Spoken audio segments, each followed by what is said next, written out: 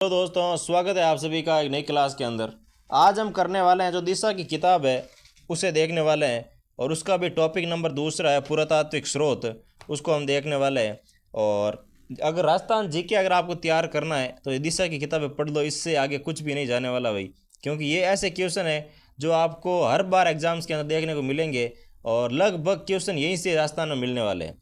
क्योंकि एक टॉपिक जैसे मान लो यहाँ से कोई गोसुंडी अभिलेख है, तो गोसुंडी अभिलेख पर यहाँ पे 15 से 20 क्वेश्चन आ रखे हैं, और पूरा टॉपिक पढ़ोगे तो 15 से 20 क्वेश्चन बनने वाले हैं। क्योंकि इससे ज़्यादा क्वेश्चन नहीं बन रहे तो क्वेश्चन आएंगे कहाँ से। इसलिए दिशा की किताबें आप आराम से और अच्छे से घोट लो बस, ठीक है। राजस्थान में जितने भी एग्ज़ाम होंगे आपको जीके के क्वेश्चन इससे बाहर नहीं जाने वाले। तो चलो इसी का सॉल्यूशन शुरू करते हैं। तो दूसरा टॉपिक आ रखा है पुरातात्विक स्रोत। पुरातात्विक स्रोत का पहला क्वेश्चन देखो भाई। अभिलेख जो प्राचीन राजस्थान में भागवत या वैष्णव संप्रदाय के प्रभाव की पुष्टि करता है, तो इसमें आपके आ जाएगा गोसुंडी अभिलेख। देख लो गोसुंडी के बारे में और क्या दे रखा है। गोसुंडी शिलालेख गोसुंडी चित्तौड़गढ़ से प्राप्त हुआ है, और इस लेख में प्रयुक्त भाषा संस्कृत है और लिपि है ब्राह्मी। गोसुंडी का शिलालेख डॉक्टर D.R. भंडारकर द्वारा पढ़ा गया था, और ये राजस्थान में वैष्णव या भागवत संप्रदाय से संबंधित सर्वाधिक प्राचीन अभिलेख है। इस लेख का महत्व द्वितीय शताब्दी ईसा पूर्व भागवत धर्म का प्रचार, शकर्षण, वासुदेव की मान्यता और अश्वमेघ यज्ञ का प्रचलन आदि है प्रचलित रहने वाला है भाई। तो क्वेश्चन आ सकता है कि भाई अश्वमेध यज्ञ का उल्लेख है वो कौन से अभिलेख में है, तो गोसुंडी शिलालेख के अंदर लिखा गया है। नेक्स्ट देखो भाई, गोसुंडी शिलालेख स्थित है, तो अभी हमने पढ़ा है गोसुंडी कहाँ स्थित है, चित्तौड़गढ़ के अंदर स्थित है। गोसुंडी शिला अभिलेख डैश डैश डैश भाषा में लिखे गए हैं, तो इसमें आपके आ जाएगा संस्कृत भाषा के अंदर लिखा गया है। राजस्थान में संस्कृत का प्राचीनतम अभिलेख कहाँ से प्राप्त हुआ है, तो वो आपके आ जाएगा गोसुंडी चित्तौड़गढ़ से प्राप्त हुआ है। नेक्स्ट क्वेश्चन देखो भाई, गोसुंडी शिलालेख निम्न में से किस लिपि में लिखा गया है, तो लिपि आपने अभी अभी देखा है कि ब्राह्मी लिपि है और संस्कृत भाषा है। और कौन सा अभिलेख महाराणा कुंभा के लेखन पर प्रकाश डालता है, तो वो आपके आ जाएगा भाई महाराणा कुंभा के अगर लेखन पर प्रकाश डालने वाला कोई है तो वो है अपने 2 नंबर ऑप्शन, यानी कि कीर्ति स्तंभ प्रशस्ति जो है वो महाराणा कुंभा के लेखन के बारे में बताता है। तो ऑप्शन नंबर 2 से ही हो जाएगा 1460 के अंदर। तो देख लो इसके बारे में कुछ कीर्ति स्तंभ प्रशस्ति के बारे में कुछ इंपॉर्टेंट फैक्ट दे रखे हैं, वो देख लेते हैं। तो इसमें दे रखा है कीर्ति स्तंभ प्रशस्ति लेख में राणा कुंभा की उपलब्धियां उनके द्वारा रचित ग्रंथों का विशद वर्णन मिलता है। इस प्रशस्ति में चंडी शतक, गीत गोविंद का टीका, संगीत राज आदि प्रमुख ग्रंथों का उल्लेख हुआ है। इस प्रशस्ति में कुंभा को अभिनव भट्टाचार्य और हिंदू सुल्तान, राय रायण, राणो रासो, छाप गुरु, दान गुरु, राजगुरु, शैल गुरु जैसी उपाधियों से पुकारा गया है भाई। तो मतलब कीर्ति स्तंभ प्रशस्ति के अंदर महाराणा कुंभा के कीर्ति और वैभव का वर्णन किया गया है, तो ये आप आराम से इसको देख लो। नेक्स्ट क्वेश्चन देखो भाई, कीर्ति स्तंभ की प्रशस्ति की रचना किसने की है, यानी कि कीर्ति स्तंभ जो लिखा गया है उसकी रचना किसने की है, तो वो आ जाएगा कवि अत्रि और उनके पुत्र कवि महेश भट्ट। अत्रि और महेश भट्ट रहने वाले हैं।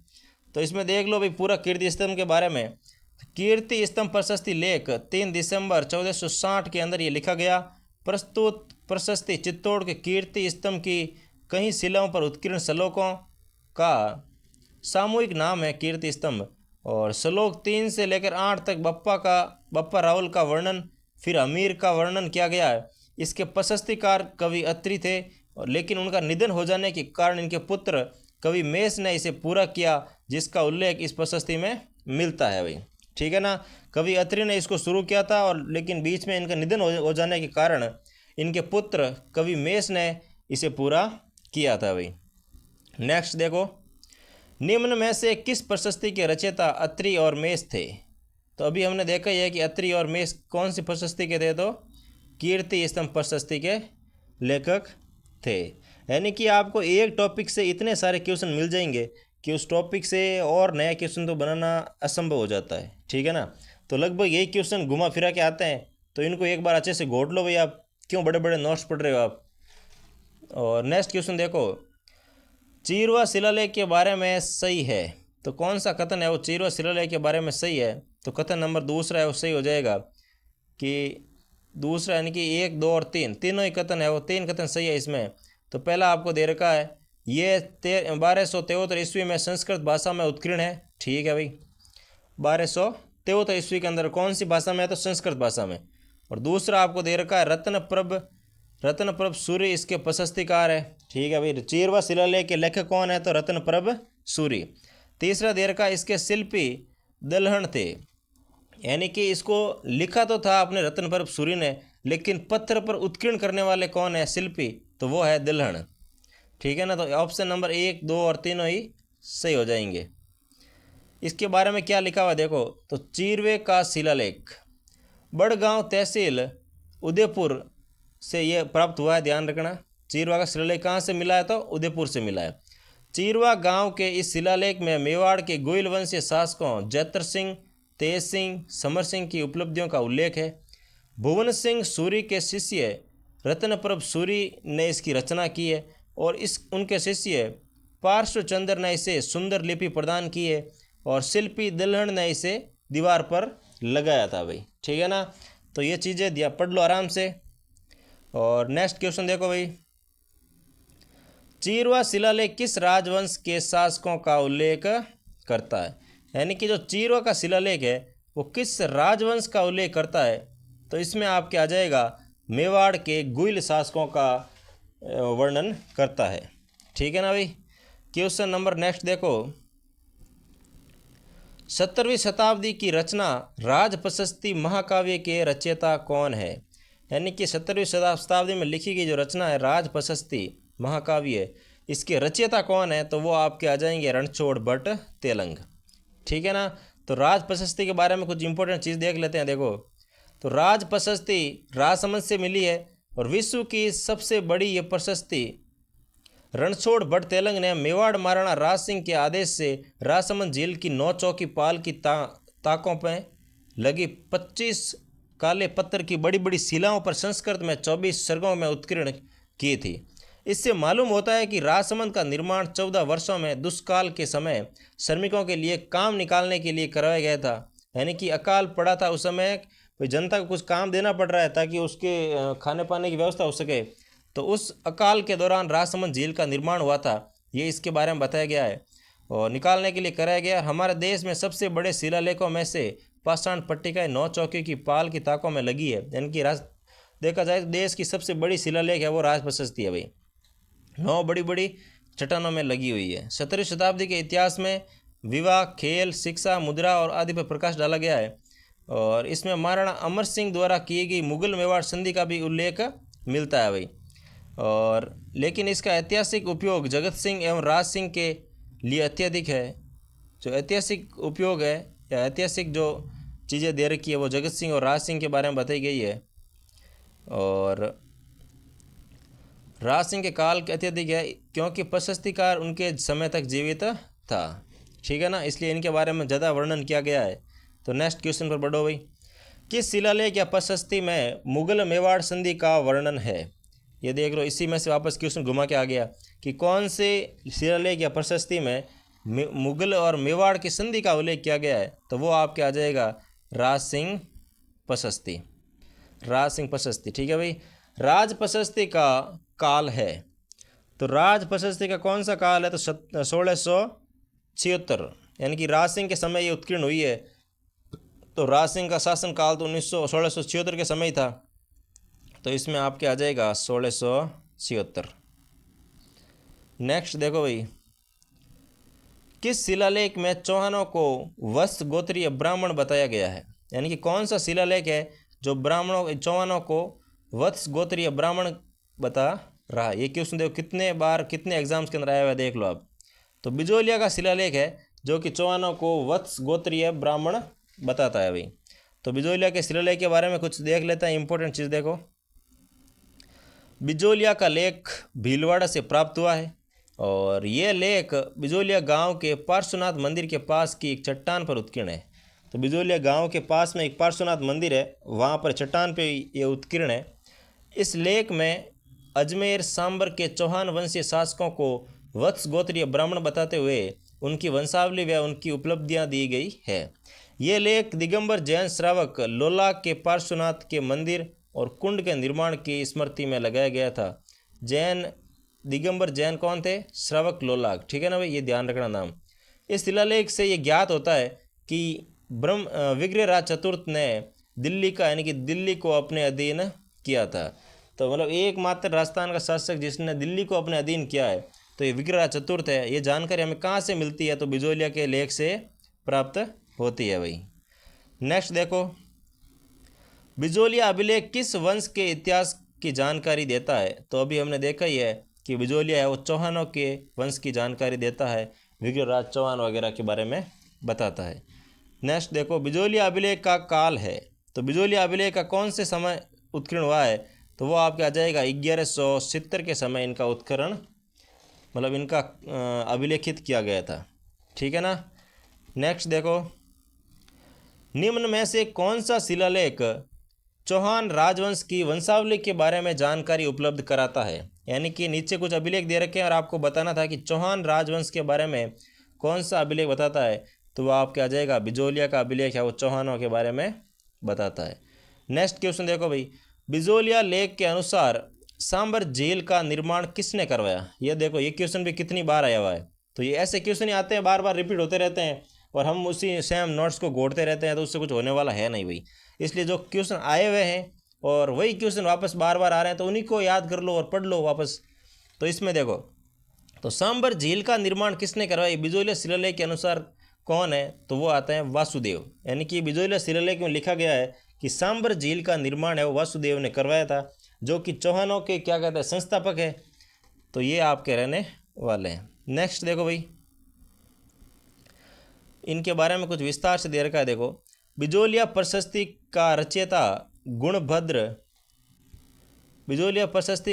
गुणभद्र था। यह अभिलेख पृथ्वीराज थर्ड के पिता सोमेश्वर के काल का है। इसमें दिए गए प्राचीन नामों से उस समय के कई स्थानों की जानकारी भी प्राप्त होती है। देखो भाई, कुछ जो अभी वर्तमान में जो स्थान है उनके प्राचीन समय में क्या नाम थे वो देखो। जबलीपुर उस समय जालोर को कहते थे, शाकंभरी उस समय सांबर को बोल रहे थे, सिरमाल उस समय भीनमाल को बोल रहे थे, और विद्यावली उस समय बिजोलिया को बोलते थे, और मंडलगढ़ को पहले मंडलकर बोलते थे। तो ये क्वेश्चन आते हैं बार बार, क्योंकि इसमें मिलान का आता है कि भी कौन सा है वो सुमेलित नहीं है। तो ऐसे क्वेश्चन आपको ध्यान होने चाहिए। इसके अनुसार चौहानों के आदि पुरुष वासुदेव चौहान ने 551 ईस्वी में शाकंभरी के चौहान यानी कि चौहान राज्य की स्थापना की तथा सांबर झील का निर्माण भी करवाया था। तो ये इसका बिजोलिया अभिलेख के बारे में विस्तृत जानकारी, आराम से पढ़ लो इसको। और नेक्स्ट देखो भाई, जबालीपुर, शाकंभरी, सिरीमाल जैसे प्राचीन नगरों का उल्लेख किस शिलालेख में मिलता है? ये देखो आ गया क्वेश्चन इसमें भी। तो ये आपके आएगा तीसरा, यानी कि बिजोलिया शिलालेख के अंदर जबालीपुर, शाकंभरी और सिरीमाल के प्राचीन नाम मिलते हैं। और क्या नाम मिलते हैं? तो जबालीपुर किसका है? जालोर का। शाकंभरी किसका है? सांबर का। और सिरीमाल किसका है? तो भीनमाल का, ठीक है ना। नेक्स्ट देखो भाई, ऐतिहासिक स्थल जबालीपुर की आधुनिक पहचान क्या है? तो जबालीपुर को हमें वर्तमान समय में क्या कहते हैं? तो जालोर कहते हैं भाई, ठीक है ना। नेक्स्ट देखो, बिजोलिया शिलालेख किस चौहान नरेश के काल का है? यानी कि बिजोलिया जो शिलालेख है वो किस शासक के समय का है?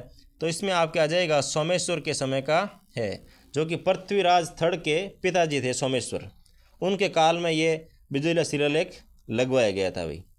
नेक्स्ट देखो,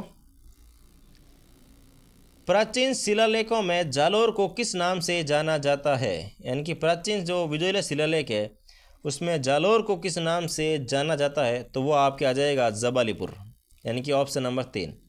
आबू के अभिलेख के लेखक कौन है? यानी कि आबू के जो अभिलेख है उनके लेखक कौन है? तो वो आपके आ जाएगा शुभचंद्र। आबू के अभिलेख के लेखक कौन है? तो शुभचंद्र है वो इसके लेखक रहने वाले हैं। तो आबू के अभिलेख के बारे में कुछ विस्तृत देख लेते हैं। देखो, तो इसमें दे रखा है नेमिनाथ आबू के मंदिर। नेमिनाथ के मंदिर की प्रशस्ति है, जिसको आबू के अभिलेख भी कहते हैं। ये प्रशस्ति विक्रम संवत 1287 की है। इस प्रशस्ति की रचना सोमेश्वर देव या शुभचंद्र कह सकते हैं या श्रुतोत्सव काव्य के लेखक ने की है। और उसे सूत्रधार चंडेश्वर ने खोदा है, यानी कि शिला पर उत्खनन करने का जो काम किया गया है या उनको खोदने का काम किया गया है वो चंडेश्वर ने किया है। और इसको तेजपाल के द्वारा बनवाए गए आबू पर देलवाड़ा गांव के नेमिनाथ के मंदिर पर लगवाई गई, यानी कि नेमिनाथ मंदिर का निर्माण किसने करवाया? तो तेजपाल ने करवाया भाई, ठीक है ना, मंदिर पर लगवाई गई है। और परमारा और वास्तुपाल और तेजपाल के वंशों का वर्णन इसमें मिलता है, ठीक है ना। तो अब देखो इसमें एक नेक्स्ट क्वेश्चन आ रखा है, सुरतोत्सव के लेखक है। तो सुरतोत्सव के लेखक कौन है भाई? सोमेश्वर। तो इसमें ऑप्शन नंबर 2 है सही हो जाएगा कि सुरतोत्सव के लेखक कौन है, तो वो आपके आ जाएगा सोमेश्वर। नेक्स्ट देखो भाई, नेक्स्ट आपको दे रखा है राज सिंह की प्रशस्ति का संबंध निम्नलिखित में से किससे है, यानी कि जो राज सिंह जी की जो प्रशस्ति है उसका संबंध है वो निम्नलिखित में से किससे है, तो वो आपके आ जाएगा बीकानेर से। राज सिंह की प्रशस्ति बीकानेर के शासकों से संबंधित रहने वाली है। तो इसके बारे में क्या दे रखा है देखो, राय सिंह प्रशस्ति बीकानेर, ये लेख महाराजा राय सिंह के बीकानेर दुर्ग के निर्माण के काल के समाप्त होने के अवसर पर लगाया था। बीकानेर दुर्ग के एक द्वार के पार्श्व में लगी इस प्रशस्ति के रचयिता जयिता या फिर जदुता भी कहते हैं। तो ये लेखक ध्यान रखना, जयिता भी मिल सकता है, जयिता भी मिल सकता है और जदुता भी मिल सकता है। तो राय सिंह प्रशस्ति के लेखक कौन है? तो जयिता। से ज्ञात होता है कि 30 जनवरी 1589 ईस्वी बीकानेर दुर्ग का निर्माण हुआ शुरू हुआ था, जो कि 17 जनवरी 1554 ईस्वी को पूर्ण हुआ है। इस लेख में राव बिक्का से लेकर राय सिंह तक के बीकानेर शासकों की जानकारी मिलती है। और इसके अनुसार बीकानेर दुर्ग का निर्माण राव राय सिंह ने अपने मंत्री करमचंद द्वारा करवाया गया था। ये भी ध्यान रखना भाई, राय सिंह ने करमचंद जी को आदेश दिया कि आप एक यहाँ पे बहुत ही अच्छा दुर्ग बनाओ, जिसे आज हम जूनागढ़ दुर्ग के नाम से जानते हैं, बीकानेर दुर्ग के नाम से जानते हैं, ज़मीन का जेवर के नाम से भी जानते हैं भाई। और बीकानेर दुर्ग लाल पत्थरों से निर्मित होने के कारण इसको लालगढ़ भी कहते हैं, बिल्कुल लालगढ़ भी कहते हैं, लालगढ़ भी कहा जाता है। और इस दुर्ग का दूसरा नाम जूनागढ़ दुर्ग भी है, और ज़मीन का जेवर भी कहते हैं, वो आपको पता ही है। नेक्स्ट देखो, कौन सा अभिलेख मंडोर के प्रत्यारों के इतिहास की जानकारी देता है, यानी कि कौन सा अभिलेख है जो मंडोर के जो प्रत्यार है उनके बारे में बताता है, तो वो आपके आ जाएगा भाई घटियाला अभिलेख। घटियाला अभिलेख है वो मंडोर के प्रत्यारों के इतिहास की जानकारी देता है। इसके बारे में देखो, कुछ घटियाला अभिलेख के बारे में दे रखा है, इंपॉर्टेंट क्वेश्चन, इंपॉर्टेंट वर्णन दे रखा है। तो घटियाला के शिलालेख 861 ईस्वी विक्रम संवत 918 ईस्वी के ये लेख जोधपुर के पास घटियाला के एक स्तंभ पर उत्कीर्ण है, यानी कि जोधपुर के पास एक घटियाला स्तंभ है, वहाँ पे ये उत्कीर्ण किया गया है। इनमें प्रत्यार नरेश कुकुक का यशोगान किया गया है, यानी कि जो प्रत्यार शासक कुकुक था उसके बारे में विस्तार से बताया गया है, और वीरता का और साहसी शासक था इसके बारे में वर्णन किया गया है। और उसकी वंशावली रोयली सिद्ध से लेकर कुकुक तक के बारे में बताया गया है।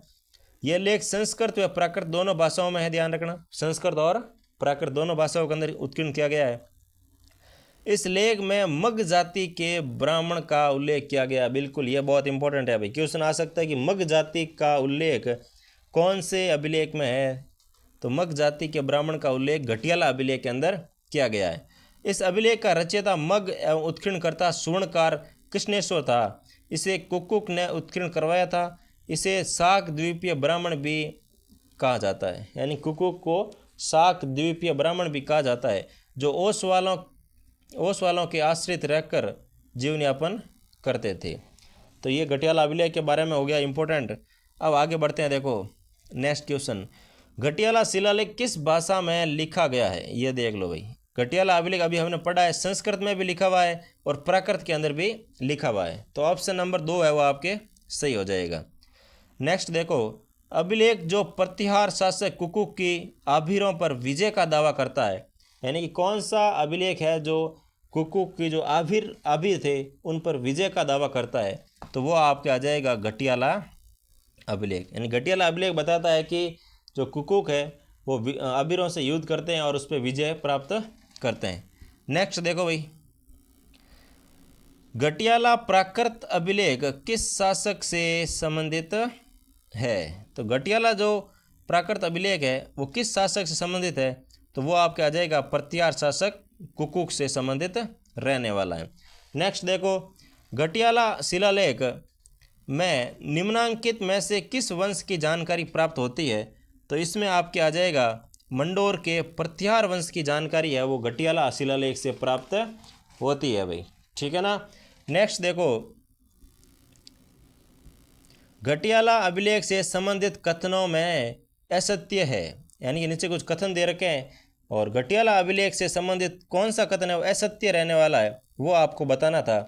तो इसमें देखो, अभिलेख में प्रत्यार शासक हरिश्चंद्र एवं उसके वंशजों का वर्णन किया गया है, बिल्कुल सही है। अभी हरिश्चंद्र से लेकर कुकुक तक का जो वर्णन है पूरा किया गया है। और दूसरा दे रखा, अभिलेख में नागभट्ट प्रथम की राजधानी को मंडोर में स्थानांतरित करने का वर्णन मिलता है।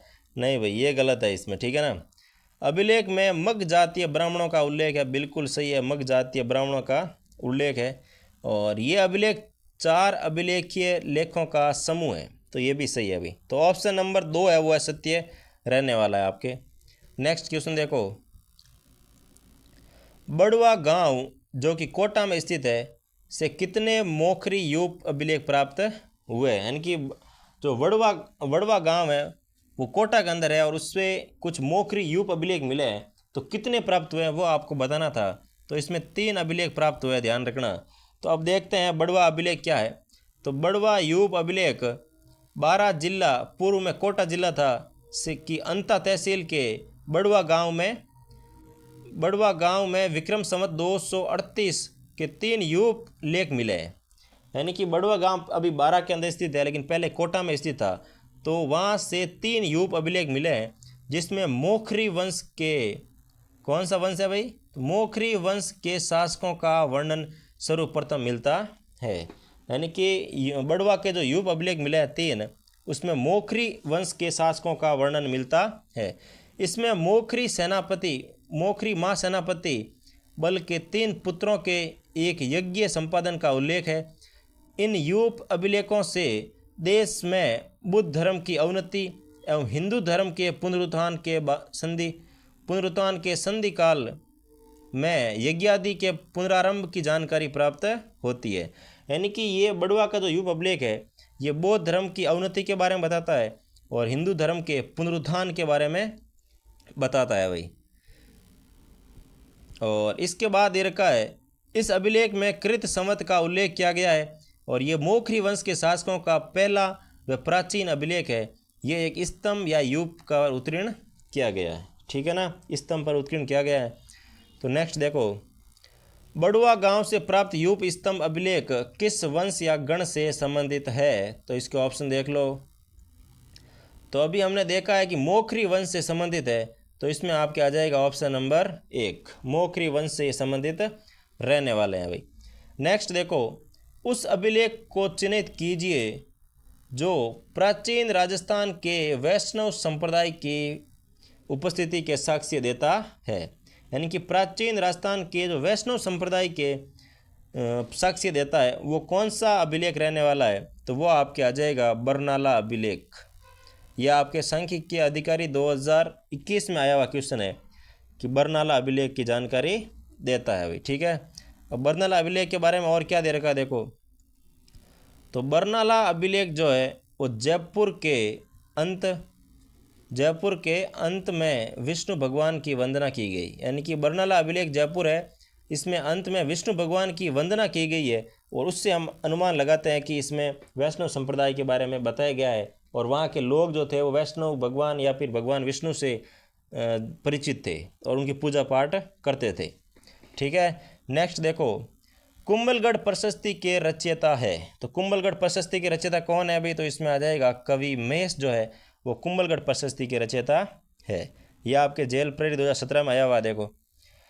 अब देख लो कुंभलगढ़ प्रशस्ति के बारे में कुछ फैक्ट देख लेते हैं। और तो कुंभलगढ़ प्रशस्ति राजसमंद, इसका प्रशस्तिकार कवि महेश था और इसमें प्रयुक्त लिपि देवनागरी लिपि और भाषा संस्कृत है, ये ध्यान रखना भाई। देवनागरी लिपि है और भाषा कौन सी है, तो भाषा हो जाएगी आपके संस्कृत। पहली शिला पर 68 श्लोक है। और एकलिंगनाथ जी के मंदिर तथा कुटिला नदी के वर्णन में बड़ी स्वाभाविकता है। और दूसरी शिला में चित्रांगताल, चित्तौड़गढ़ दुर्ग और चित्तौड़ का वैष्णव तीर्थ रूप होने का वर्णन मिलता है। उदयपुर संग्रहालय में सुरक्षित इस प्रशस्ति से तत्कालिक मेवाड़ की भौगोलिक, सामाजिक, धार्मिक, सांस्कृतिक स्थिति की जानकारी प्राप्त होती है। इसमें गुइल वंश का वर्णन एवं उनकी उपलब्धियां बताई गई है। इस लेख में बप्पा रावल को विप्र वंशीय ब्राह्मण बताया गया है। ये ध्यान रखना भाई, बप्पा रावल को विप्र वंशीय ब्राह्मण कौन से प्रशस्ति में बताया गया है, तो वो आपके आ जाएगा कुंभलगढ़ प्रशस्ति के अंदर बप्पा रावल को विप्र वंशीय ब्राह्मण बताया गया है। यह मेवाड़ के महाराणाओं की वंशावली को विशुद्ध रूप से जानने का महत्वपूर्ण स्रोत है या महत्वपूर्ण साधन है।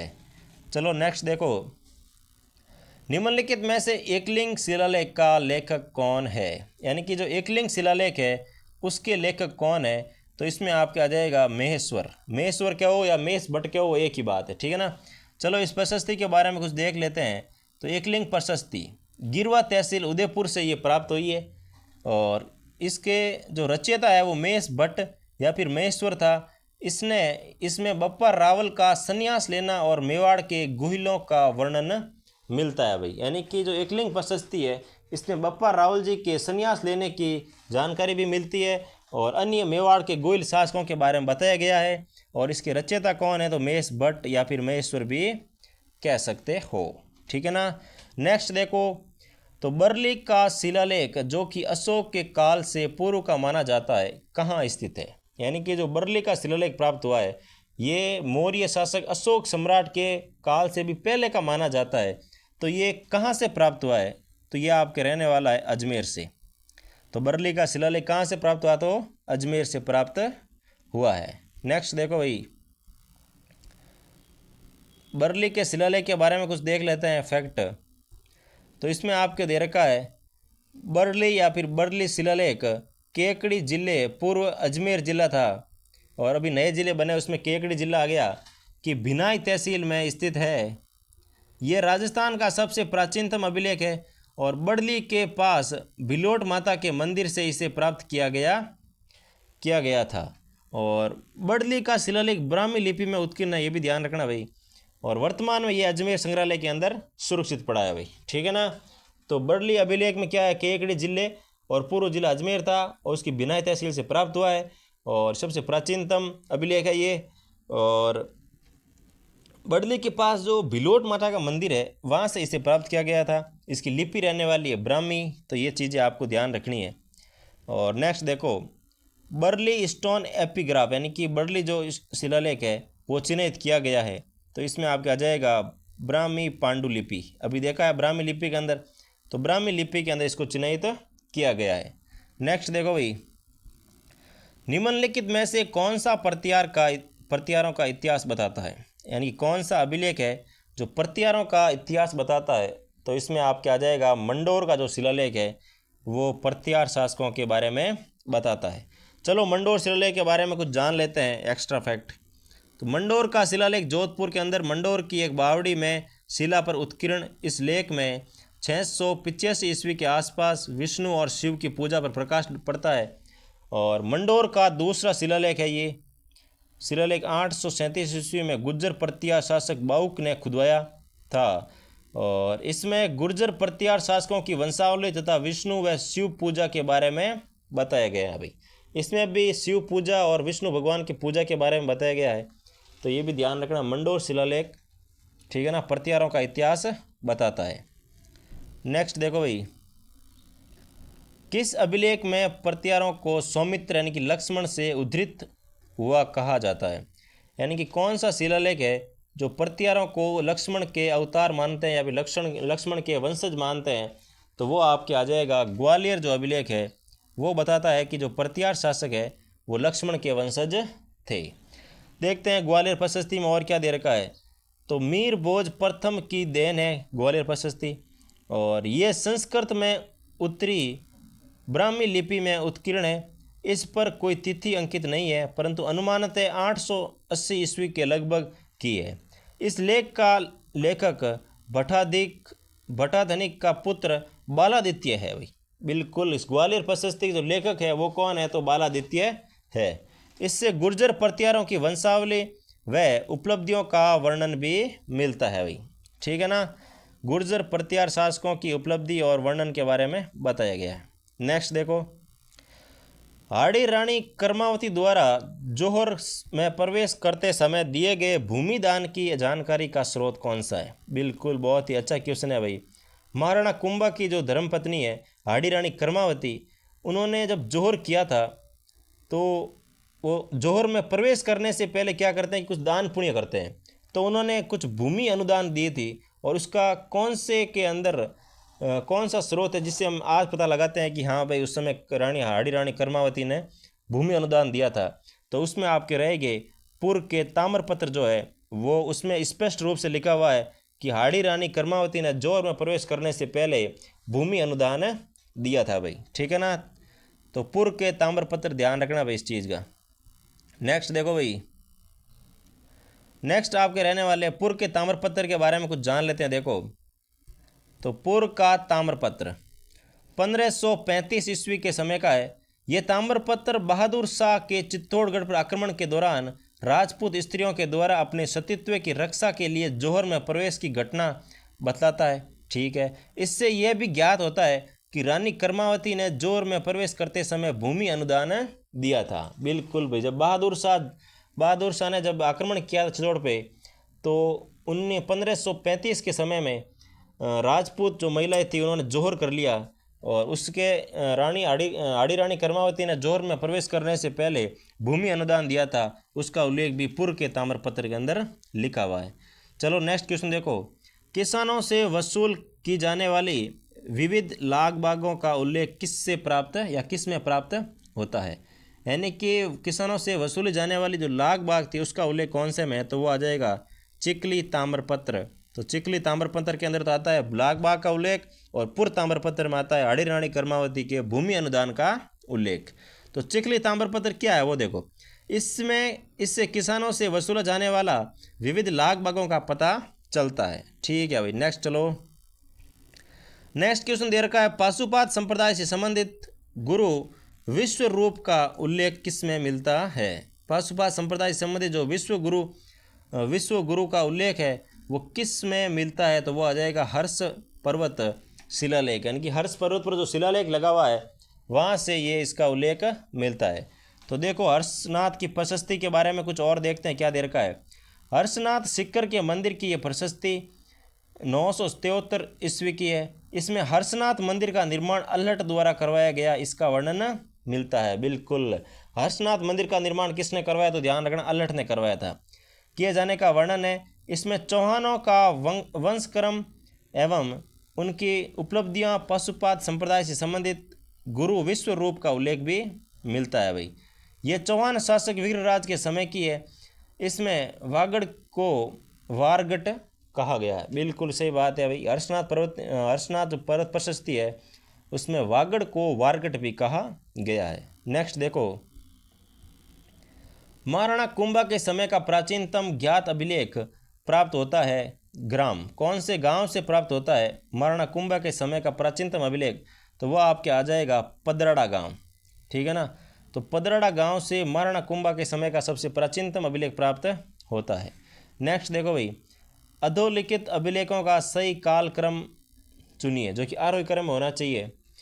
तो इसमें आपका आ जाएगा 2 नंबर ऑप्शन, कि सबसे पहले 3 आएगा यानी कि गोसुंडी अभिलेख सबसे पुराना है, उसके बाद आएगा 4 नंबर यानी कि बुचकुला अभिलेख, फिर आएगा 1 नंबर यानी कि बिजोलिया अभिलेख, और फिर आएगा अपने 2 नंबर निम्बिनाथ अभिलेख। यानी कि सबसे पुराना गोसुंडी है, उसके बाद बुचकुला है, उसके बाद बिजोलिया है, उसके बाद आपके निम्बिनाथ अभिलेख रहने वाले हैं। नेक्स्ट देखो, इसमें कुछ अभिलेख के बारे में बताया गया, वो देख लो आप। गोसुंडी अभिलेख, तो गोसुंडी अभिलेख 2वीं शताब्दी ईस्वी का है, और बुचकुला का अभिलेख 815 ईस्वी में पार्वती मंदिर बुचकुला बिल्लाड़ा जोधपुर से मिला है, और वस्त्रराज के पुत्र नागभट्ट गुर्जर के शासनकाल का है। इसका सूत्रधार है वो दैया है। कौन है भाई? सूत्रधार दैया है। और बुचकुला बिल्लाड़ा जोधपुर से ये प्राप्त हुआ है, और नागभट्ट वत्सराज से लेकर नागभट्ट तक की जानकारी देता है। और बिजोलिया का लेख, तो बिजोलिया का लेख प्राप्त हुआ भीलवाड़ा से 1170 ईस्वी का। नेमिनाथ आबू के मंदिर की प्रशस्ति, तो ये 1230 में प्राप्त हुआ है, या फिर उसमें उत्खनित या लगाया गया था उसमें 1230 के अंदर। नेक्स्ट देखो क्वेश्चन नंबर, नेक्स्ट देखो आप, रसिया की छतरी अभिलेख का उत्खनन किया गया है या उत्कीर्ण है। जो रसिया की छतरी है वो अभिलेख का नाम उत्कीर्ण है, यानी कि रसिया की छतरी अभिलेख का नाम कहाँ पे उत्कीर्ण है, तो इसमें आपके आ जाएगा नरवर्मा गुहिल। ठीक है भाई, चलो इसके बारे में जानते हैं क्या दे रखा। देखो, तो रसिया की छतरी का अभिलेख चित्तौड़गढ़ जिले के राजमहल के पीछे उत्कीर्ण। इस लेख से मेवाड़ के गुहिल वंशीय शासकों बप्पा से लेकर नरवर्मा तक की जानकारी प्राप्त होती है। चित्तौड़गढ़ जिले के राजमहल से ये प्राप्त हुआ है अभी रसिया की छतरी का अभिलेख। इसकी रचना प्रिय पट्टू के पुत्र वेद शर्मा ने किया है। ठीक है, इस लेख में मेवाड़ के 13वीं शताब्दी के जनजीवन एवं प्राकृतिक स्थिति की जानकारी मिलती है।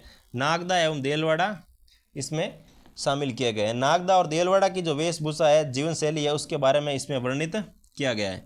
तो रसिया की छतरी कहाँ से प्राप्त हुई है? चित्तौड़गढ़ जिले के राजमहल जो है वहाँ से प्राप्त हुई है भाई। नेक्स्ट देखो, कौन सा अभिलेख चित्तौड़ के प्रारंभिक इतिहास पर प्रकाश डालता है? तो कौन सा अभिलेख है जो चित्तौड़ के प्रारंभिक इतिहास पर प्रकाश डालता है? तो वो आ जाएगा आपके मानमोरी का अभिलेख। ठीक है ना। अब मानमोरी के अभिलेख के बारे में कुछ जान लेते हैं। देखो, तो इसमें आपके दे रखा है मानमोरी का लेख मानसरोवर झील के तट से विक्रम संवत 770 के स्तंभ पर उत्कीर्ण। इस लेख में अमृत मंथन की कथा एवं 4 मौर्य राजाओं का उल्लेख है। ठीक है ना, बहुत ही प्राचीन अभिलेख था ये।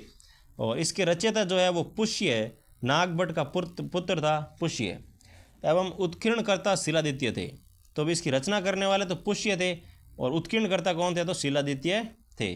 कर्नल टॉड को चित्तौड़गढ़ से प्राप्त इस लेख से उस समय के राजाओं के द्वारा लिए जाने वाले करों, युद्ध में हाथियों का प्रयोग, शत्रुओं को बंदी बनाए जाने आदि की जानकारी मिलती है। इसमें चित्रांगद मौर्य का उल्लेख है, जिसने चित्तौड़गढ़ का निर्माण भी करवाया है, ये भी उल्लेख इसमें आता है। जब कर्नल टॉड इसे इंग्लैंड ले जा रहा था तो इसने जहाज में असंतुलन होने के कारण उसने समुद्र के अंदर इसको फेंक दिया। लो भाई, यानी कि इंडिया की ऐसी ऐसी चीज़ें इंग्लैंड में पड़ी है, आप सोच भी नहीं सकते भाई। ठीक है ना, इसलिए तो कहते थे कि पहले भारत है और सोने की चिड़िया था, और अंग्रेज़ों ने लूट लिया पूरे के पूरे इंडिया को। नेक्स्ट देखो भाई, मानमोरी शिलालेख राजस्थान के किस जिले से संबंधित, किस क्षेत्र से संबंधित है? तो मानमोरी शिलालेख राजस्थान के किस क्षेत्र से संबंधित है? तो उसमें आपके आ जाएगा चित्तौड़ जो है उस क्षेत्र से संबंधित है, क्योंकि मेवाड़ के बारे में बताया गया, तो मेवाड़ तो वही है अभी चित्तौड़ उदयपुर साइड में, तो चित्तौड़ क्षेत्र से संबंधित है। नेक्स्ट देखो, शिलालेख प्रशस्ति और उनके उत्कीर्ण वर्ष के सही जोड़े कौन से हैं, यानी कि सही सुमेलित कौन सा है? एक तरफ आपको शिलालेख दे रखा है और दूसरे में उसका उत्कीर्ण का साल दे रखा है। तो देखो ऑप्शन देखते हैं इसमें। तो इसमें आपको दे रखा है अचलेश्वर शिलालेख जो कि 1885 का है, और बिजोलिया शिलालेख जो कि 1170 का है, चिरवा शिलालेख जो कि 987 ईस्वी का, और कुम्भलगढ़ प्रशस्ति जो कि 1460 ईस्वी की। तो इसमें आपके ऑप्शन नंबर 2 हो जाएगा कि एक है वो सुमेलित है, दूसरा है वो भी सुमेलित है, और चौथा है वो भी सुमेलित है। लेकिन चिरवा का शिलालेख है ये सुमेलित नहीं है, क्योंकि चिरवा का शिलालेख जो है वो आपके आएगा 1273 ईस्वी के अंदर। ठीक है ना। चलो इसके बारे में कुछ फैक्ट देख लेते हैं। तो बिजोलिया का लेख है वो भीलवाड़ा से प्राप्त हुआ है 1170 के अंदर। ठीक है। चिरवे का शिलालेख उदयपुर से प्राप्त हुआ है 1273 के अंदर। श्रृंगी ऋषि शिलालेख वो अपने प्राप्त हुआ है उदयपुर से और 1428 के अंदर। रणकपुर प्रशस्ति का लेख वो पाली से प्राप्त हुआ है और 1439 ईस्वी के अंदर प्राप्त हुआ है भाई। नेक्स्ट देखो, नाथ प्रशस्ति राजस्थान की किस रियासत से संबंधित है? जो नाथ प्रशस्ति है वो राजस्थान के कौन से क्षेत्र से संबंधित है? तो उसमें आपके आ जाएगा मेवाड़ क्षेत्र से संबंधित है। उदयपुर के लकुलिस के मंदिर में लगे शिलालेख को नाथ प्रशस्ति कहा जाता है। इसकी भाषा संस्कृत पद्यों में देवनागरी लिपि है। और इसमें मेवाड़ के इतिहास का वर्णन मिलता है भाई, ठीक है ना। मेवाड़ के इतिहास का वर्णन किया गया है नाथ प्रशस्ति के अंदर और मेवाड़ से प्राप्त हुई है। नेक्स्ट देखो, आलमशाही मुगलिया सिक्का राजस्थान में कहाँ से प्रचलित था। यानी कि जो आलमशाही मुगलिया सिक्के थे वो राजस्थान में कौन से क्षेत्र से प्रचलित है, तो उसमें आ जाएगा बीकानेर से। यानी कि बीकानेर रियासत से आलमशाही सिक्के चल रहे थे। सन 1759 में लगभग बीकानेर टकसाल में आलमशाह के चांदी के सिक्के डाले गए जो 1859 तक प्रचलन में रहे। इन सिक्कों पर एक और फारसी में सिक्कड़ मुबारक साहब किरासनी आलम बादशाह गाजी और दूसरी और सन 1121 जुलूस मेमनत मानूस अंकित था। यानी कि एक तरफ आलम बादशाह गाजी अंकित होने के कारण इसको आलमशाही मुगलिया सिक्के कहते हैं भाई। नेक्स्ट देखो, अपराजित के शिलालेख के रचयिता निम्नलिखित में से कौन है। यानी कि जो अपराजित है उसके शिलालेख के रचयिता निम्नलिखित में से कौन है, तो इसमें आ जाएगा आपके दामोदर। यानी कि दामोदर ने अपराजित के शिलालेख लिखे थे भाई। इसकी व्याख्या देख लो, 661 ईस्वी में दामोदर द्वारा रचित अपराजित का शिलालेख में मेवाड़ के गुइल शासक अपराजित की उपलब्धियों का वर्णन है। यह लेख मेवाड़ के नागदा गांव के निकटवर्ती कुंडेश्वर के मंदिर से मिला है भाई। कहाँ से मिला है, तो कुंडेश्वर के मंदिर में मिला था, ठीक है ना। नेक्स्ट क्वेश्चन देखो भाई, निम्न में से किस क्षेत्र में पंचमार्क सिक्कों के बारे में सबसे पहले साक्ष्य प्राप्त हुए। यानी कि पंचमार्क जो सिक्के मिले हैं वो कहाँ से मिले सबसे पहले, तो वो अपने राजस्थान से सबसे पहले प्राप्त हुए हैं भाई। नेक्स्ट देखो, इसमें तो पंचमार्क सिक्के क्या होते हैं और ये कैसे बनती है वो देखो। आहत मुद्रा या फिर पंचमार्क कॉइन्स भी कहते हैं इनको। पंचमार्क सिक्कों का प्रचलन भारत में 5वीं से 2वीं शताब्दी ईसा पूर्व गंगा सिंधु मैदान में महाजनपद काल में था। बैराट के उत्खनन में एक कपड़े में बंधी हुई चांदी की 8 आहत मुद्राएं प्राप्त हुई है। सांबर के उत्खनन में 6 पंचमार्क मुद्राएं प्राप्त हुई है और रेड के उत्खनन से 3075 चांदी की पंचमार्क सिक्के या पंचमार्क मुद्राएं प्राप्त हुई है और रंगमहल में भी आहत मुद्राएं प्राप्त हुई है। तो सबसे ज़्यादा कहाँ से हुई है, तो रेड से प्राप्त हुई है। ध्यान रखना, 3075 चांदी के सिक्के मिले हैं भाई, ठीक है ना। नहीं, हाँ तो नेक्स्ट क्वेश्चन देखो भाई, इसमें दे रखा है प्राचीनतम पंचमार्क सिक्कों का समय क्या था। यानी कि जो प्राचीनतम पंचमार्क सिक्के मिले हैं, आहत मुद्राएं जो मिली है, उसका कालखंड क्या था, तो इसमें आपके आ जाएगा 600 ईस्वी पूर्व से लेकर 200 ईस्वी पूर्व तक का समय रहने वाला है। नेक्स्ट क्वेश्चन देखो, डोडिया क्या है। यानी कि राजस्थानी भाषा में डोडिया है वो क्या है, तो इसमें आपके आ जाएगा जैसलमेर राज्य का प्राचीनतम एक सिक्का है जिसे डोडिया सिक्का के नाम से भी जाना जाता है। तो डोडिया क्या है भाई, तो जैसलमेर राज्य का प्राचीनतम सिक्का है जिसे डोडिया कहते हैं, ठीक है ना। इसकी व्याख्या देख लो, जैसलमेर में तांबे का सिक्का प्रचलन में था जो डोलिया या डोडिया कहलाता है। यानी कि अगर डोलिया आ जाए तो भी वो जैसलमेर राज्य का प्राचीनतम तांबे का सिक्का होगा और डोडिया आ जाए तो भी तांबे का सिक्का रहने वाला है। नेक्स्ट क्वेश्चन देखो भाई, गद्दिया सिक्के किस राज्य से संबंधित थे। यानी कि जो गद्दिया प्रकार के सिक्के थे वो किस राज्य से संबंधित थे, तो इसमें आपके आ जाएगा उदयपुर राज्य से संबंधित रहने वाले हैं।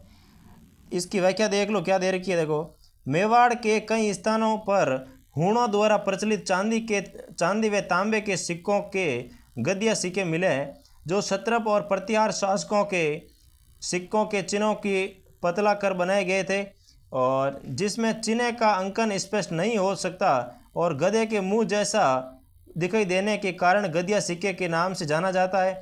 और ऐसे गद्दिया सिक्के त्रिभुवनगिरी, सिरोही, रैणी और नरबद आदि जगहों पर भी प्राप्त हुए हैं भाई, ठीक है। नेक्स्ट क्वेश्चन देखो, मेवाड़ राज्य का सिक्का नहीं है, निम्नलिखित में से मेवाड़ राज्य का सिक्का वो नहीं है, तो इसमें रामशाही सिक्के, रावशाही सिक्के और डोडिया सिक्के।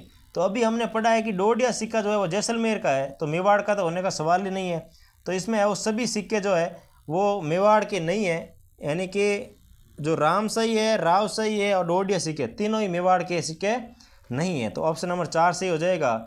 इसकी व्याख्या दे रखी है देखो, मेवाड़ के सिक्के चित्तौड़ी सिक्का है, ढींगला सिक्का है, त्रिशूलिया सिक्का है, भिलाड़ी सिक्का है, उदयपुरी सिक्का, मुगली सिक्का, एलजी और चादोड़ी सिक्का, स्वरूप शाही सिक्का, फतेह शाही सिक्का और भोपाल शाही सिक्का और शाह आलम शाही सिक्के। ये सिक्के हैं वो मेवाड़ के सिक्के रहने वाले हैं।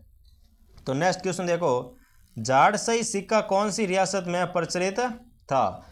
जो जाड़शाही सिक्का है वो कौन सी रियासत में प्रचलित था? तो वो अपने जयपुर रियासत के अंदर प्रचलित में था भाई।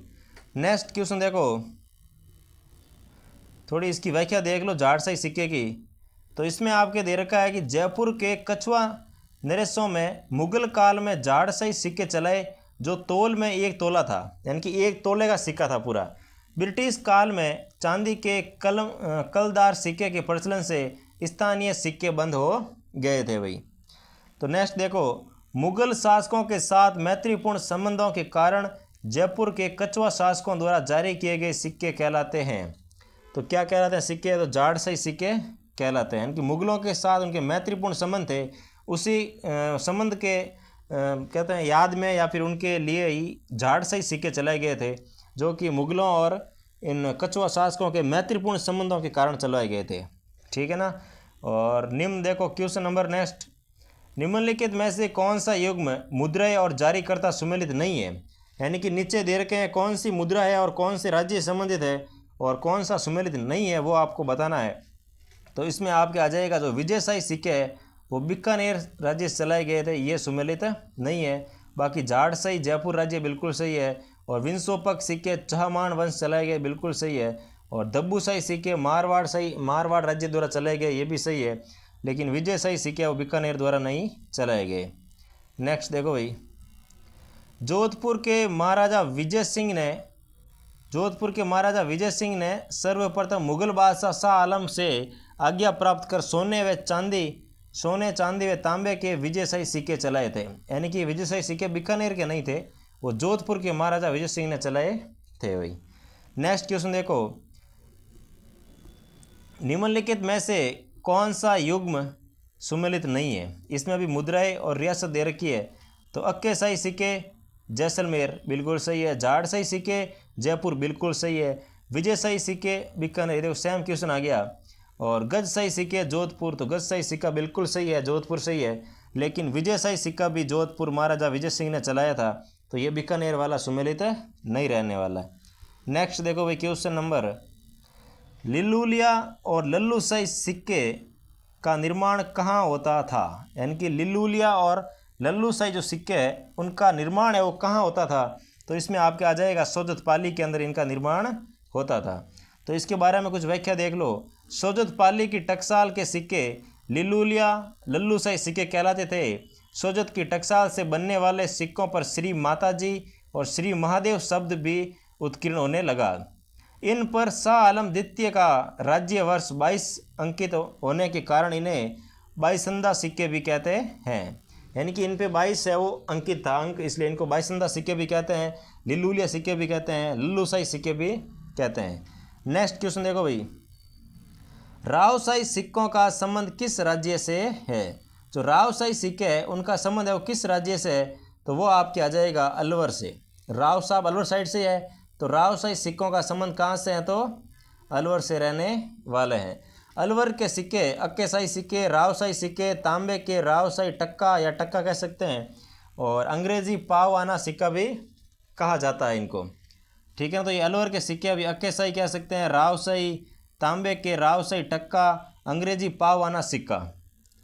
नेक्स्ट देखो भाई, राजपूताना की किस रियासत के सिक्कों पर एक और सम्राज्ञी विक्टोरिया का चेहरा और अंग्रेजी में विक्टोरिया एम्प्रेस लिखा होता था, और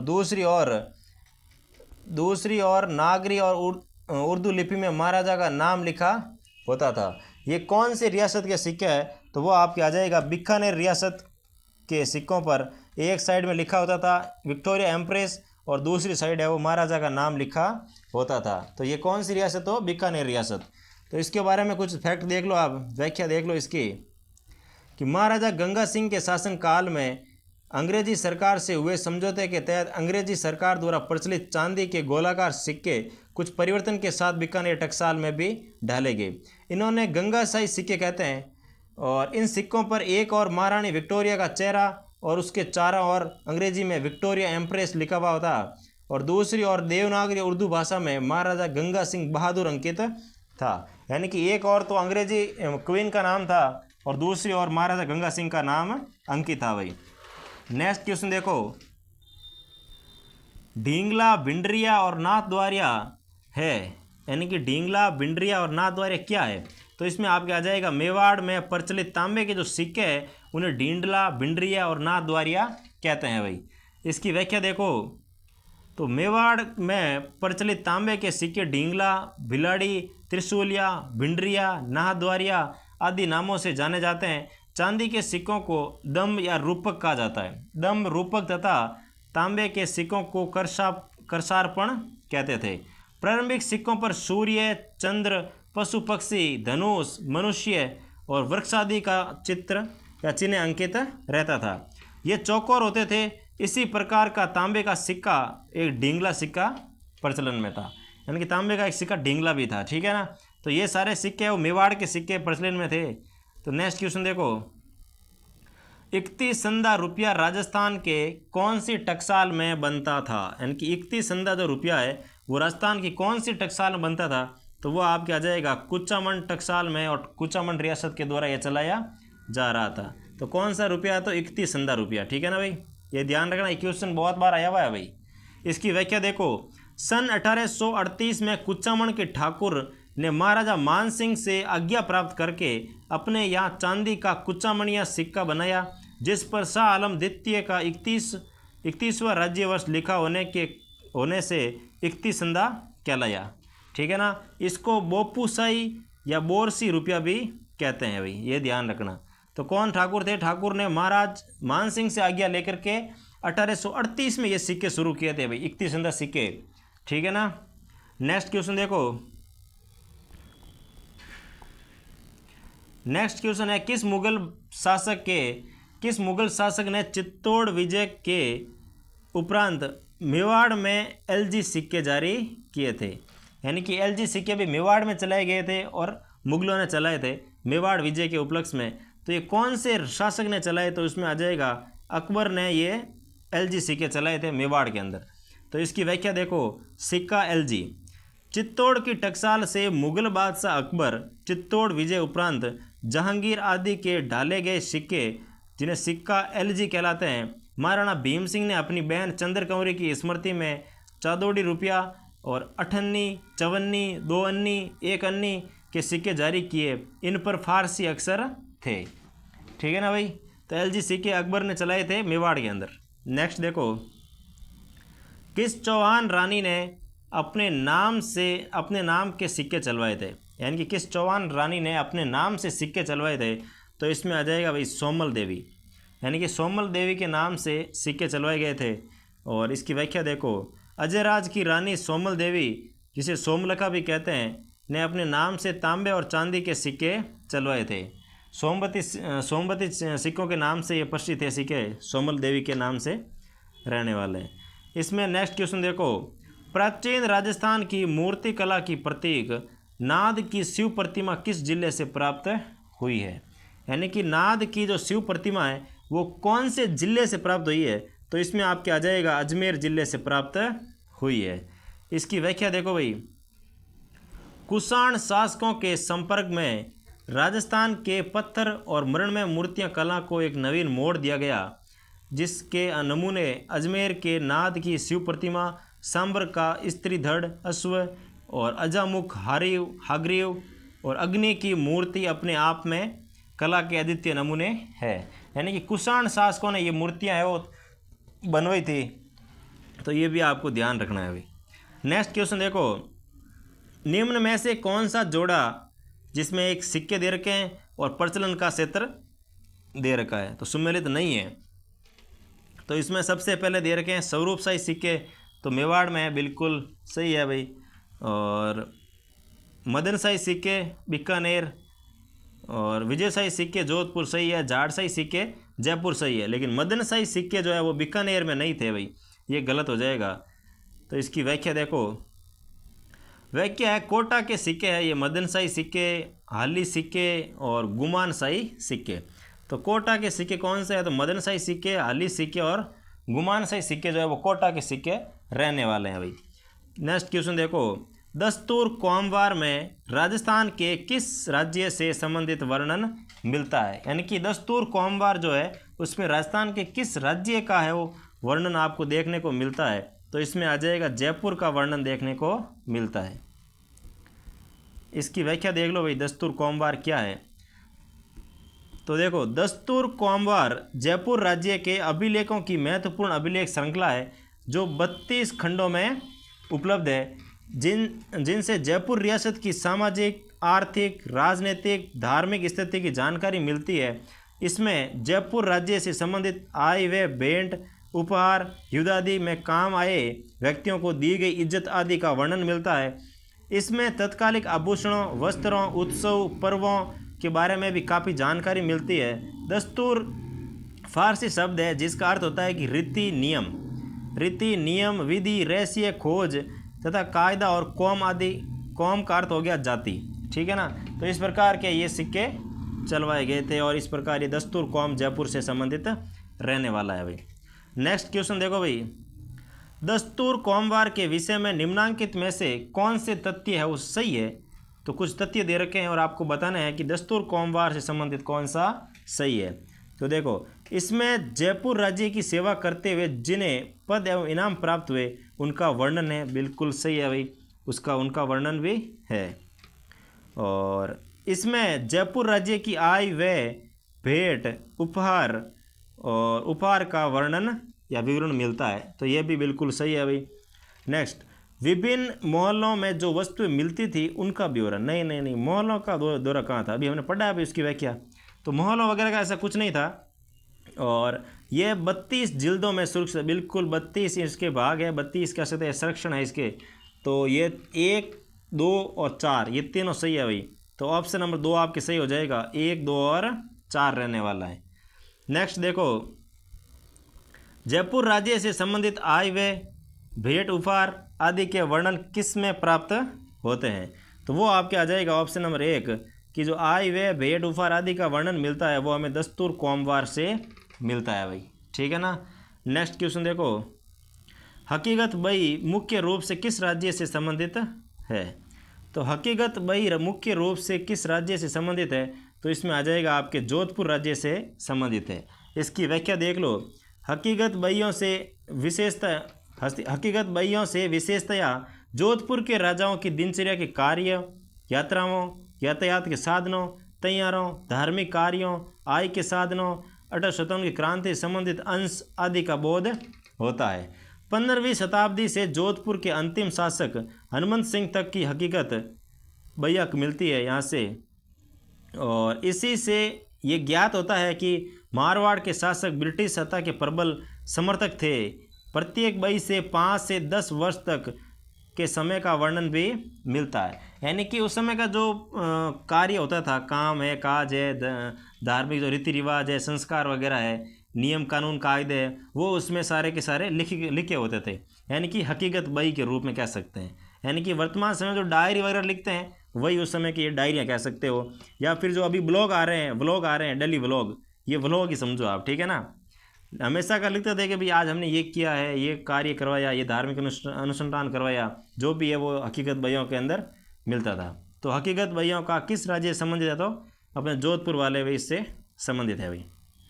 नेक्स्ट क्वेश्चन देखो भाई, उस सिक्के का नाम चिन्हित कीजिए जो 5वीं सदी ईस्वी के बाद राजस्थान में हूण आगमन को दर्शाते हैं। यानी कि कौन सा सिक्का है जो 5वीं सदी के बाद राजस्थान में हूण आगमन को दर्शाते हैं? तो सिक्के देखो आप ऑप्शन में, तो इसमें आ जाएगा ऑप्शन नंबर 1 कि जो इंडो सेसेनियन सिक्के हैं वो हूणों के आगमन का हमें बताते हैं कि भाई हाँ हूण आए तभी ये इंडो सेसेनियन सिक्के यहाँ पे चलाए गए थे। और इसकी व्याख्या देखो, राजस्थान की सीमा में 5वीं सदी से 12वीं सदी तक कुछ ऐसे सिक्कों का प्रचलन था जिन पर ईरान से सेसेनियन वंशी नरेशों के सिक्कों का प्रभाव था। यानी कि ईरान के जो शासक थे सेसेनियन, उनका जो प्रभाव देखने को मिलता है, जिससे हम अंदाज़ा लगाते हैं कि यहाँ पे कभी ईरानियों का भी शासन रहा होगा। मुद्रा शास्त्र में इन सिक्कों को इंडो सेसेनियन सिक्कों के नाम से जाना जाता है। कासिंद्रा ग्राम सिरोही से इन सिक्कों का बड़ा खजाना मिला है, जिसमें कह सकते हैं कि 94,000 सिक्के प्राप्त हुए हैं भाई। ठीक है ना। नेक्स्ट देखो, राजस्थान में मौर्यों की उपस्थिति स्पष्ट है, यानी कि जो मौर्य है उनकी उपस्थिति है वो कहाँ से स्पष्ट हो रही है, कौन से शिलालेख से स्पष्ट हो रही है, तो वो आपका आ जाएगा कणसुआ के शिवालय के शिलालेख से स्पष्ट होती है कि यहाँ पे कभी मौर्य भी उपस्थित रहे थे।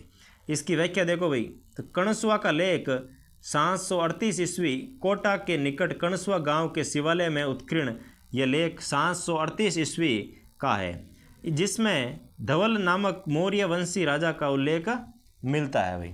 ठीक है ना। नेक्स्ट देखो, बेड़वास गांव की प्रशस्ति के समय मेवाड़ का शासक कौन था, यानी कि बेड़वास गांव में जब प्रशस्ति लगाई गई तो उस समय मेवाड़ का शासक कौन था, तो वो आपके आ जाएगा महाराणा राज सिंह जी। महाराणा राज सिंह जी प्रथम उस समय शासक थे जब बेड़वास गांव में प्रशस्ति लगाई गई थी।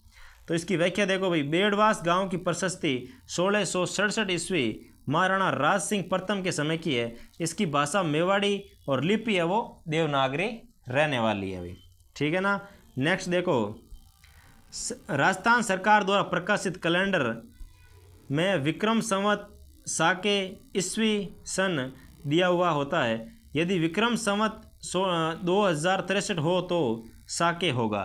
तो इसमें साके क्या हो जाएगा, तो आपके 1928 मिलने वाला, यानी कि विक्रम संवत अगर 2063 है तो उसका आप कितना माइनस करोगे, 135 माइनस करोगे तो साके आ जाएगा जो कि 128 रहने वाला है। तो इसके देखो व्याख्या देख लो, विक्रम संवत से 78 वर्ष बाद ईस्वी संवत का प्रारंभ हुआ था, यानी कि अगर आपको इसका ईस्वी संवत निकालना हो तो कितने वर्ष बाद हुआ, 78 वर्ष बाद हुआ, तो इसमें से 78 माइनस करोगे तो ईस्वी वर्ष आ जाएगा। ठीक है ना। यानी कि ईस्वी वर्ष में अगर आप 78 जोड़ोगे तो आपको विक्रम संवत मिल जाएगा। ठीक है ना भाई। ईस्वी संवत से 57 वर्ष बाद शक संवत प्रारंभ हुआ था, यानी कि ईस्वी संवत जो प्रारंभ हुआ था उसके 57 वर्ष बाद देखोगे तो आपको शक संवत प्रारंभ हुआ था। तो शक के बराबर हो जाएगा विक्रम संवत माइनस 135 वर्ष, जिसमें 78 वर्ष तो शक संवत के हो गए और 57 वर्ष है वो विक्रम संवत के हो गए। तो इस प्रकार देखा जाए तो 1928 आपके आ जाएगा। तो ये थे भाई आज पुरातात्विक स्थल और इनके बारे में कुछ जो पुरातात्विक अपने शिलालेख वगैरह है, लेख वगैरह है, उनके बारे में हमने देखा। और ये दिशा बुक में से इम्पोर्टेंट क्वेश्चन जो PYQ के रूप में है वही क्वेश्चन है, और ये अच्छे से कर लोगे तो ये टॉपिक आपका पूरा का पूरा क्लियर हो जाएगा भाई। ठीक है ना। पुरातात्विक स्रोत, तो टॉपिक नंबर 1 आपके क्लियर हो चुका है और कल हम करेंगे टॉपिक नंबर 2। तो इस प्रकार हम धीरे धीरे पूरी की पूरी दिशा है वो किताब कर लेंगे। ठीक है ना। क्लास अगर अच्छी लगी हो तो चैनल को सब्सक्राइब करना है, लाइक करना है और दोस्तों के साथ शेयर भी करना है। ठीक है, फिर मिलते हैं नेक्स्ट क्लास में। Thank you.